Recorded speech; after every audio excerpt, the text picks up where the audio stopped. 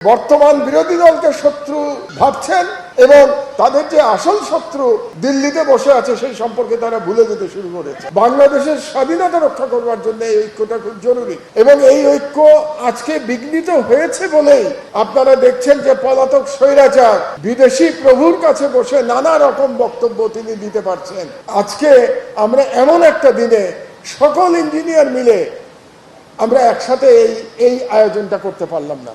এটা ইঞ্জিনিয়ার হিসাবে আমাকে পীড়া দেয় এবং এই আইবিতে তো আমার পদচারণা ছিল, রেগুলার পদচারণা ছিল, বরং সাংবাদিক হওয়ার পর থেকে পদচারণা কমে গেছে। এর মধ্যে জেলে যাওয়ার পরে আরও পদচারণা কমে গেছে। তো এর আগে তো আমি রেগুলার আসতাম এখানে। তো আমি আশা করি যে আমরা সেই ঐক্য আবার ফিরিয়ে আনতে সক্ষম হব। কারণ হচ্ছে এই ঐক্যটা বাংলাদেশকে টিকিয়ে রাখার জন্য দরকার, বাংলাদেশের স্বাধীনতা রক্ষা করবার জন্য এই ঐক্যটা খুব জরুরি এবং এই ঐক্য আজকে বিঘ্নিত হয়েছে বলেই আপনারা দেখছেন যে পলাতক স্বৈরাচার বিদেশি প্রভুর কাছে বসে নানা রকম বক্তব্য তিনি দিতে পারছেন। আজকে যদি বাংলাদেশে আমরা ঐক্যবদ্ধ থাকতাম, জুলাই যোদ্ধারা যদি ঐক্যবদ্ধ থাকতেন, তাহলে তার এই ঔদ্ধত্য হতো না। এটা আমাদের মনে রাখা দরকার। এবং আরেকটি বিষয় আমাদের প্রত্যেকের স্মরণে রাখা দরকার যে জুলাই বিপ্লবে যারা পরাজিত শক্তি কিন্তু দুটো, একটি দেশীয় শক্তি আর একটি বিদেশি শক্তি। তারা এত সহজে তাদের ষড়যন্ত্র বন্ধ করবে না এবং সেটা গত 2 বছর ধরে আমরা অব্যাহতভাবে দেখতে পেয়েছি। এখনো সময় আছে যে বিভাজন হয়েছে, এই বিভাজন ভুলে গিয়ে আমি রাজনীতিবিদ নই, একজন ইঞ্জিনিয়ার হিসেবে এবং মিডিয়ার একজন মানুষ হিসেবে, বাংলাদেশের একজন প্রবীণ নাগরিক হিসেবে আমি আহ্বান জানাচ্ছি আবার যেন জুলাই যোদ্ধারা আমরা ঐক্যবদ্ধ হতে পারি।